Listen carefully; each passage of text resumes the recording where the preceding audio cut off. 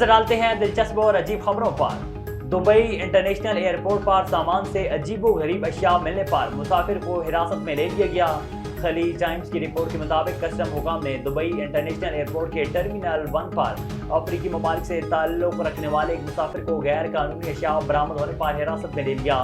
مسافر کے پاس سے ملنے والی اشیاء میں سانپ، بندر کا ہاتھ، روئی میں لپٹے ہوئے انڈے، مردہ پرندے اور جانور کی کھال شامل تھی، جس پر مختلف علامتیں بنی ہوئی تھیں۔ کسٹم انسپکٹر نے بتایا کہ یہ اشیاء محکمہ اسلامی امور کے حوالے کر دی گئیں، جس نے تصدیق کی کہ یہ کالے جادو میں استعمال کی جاتی ہیں۔ گرفتار ملزمان کو دبئی پولیس کے حوالے کر دیا گیا۔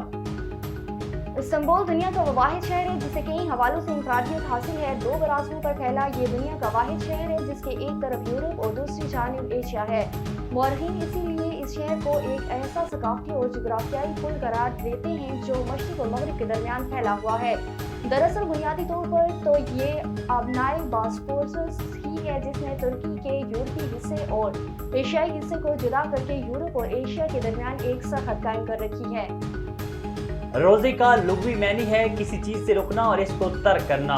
روزے کا شرعی معنی ہے مکلف اور بالغ شخص کا ثواب کی نیت سے طلوع فجر سے لے کر غروب آفتاب تک کھانے پینے اور جماع کو ترک کرنا اور اپنے نفس کو تقوی کے حصول کے لیے تیار کرنا۔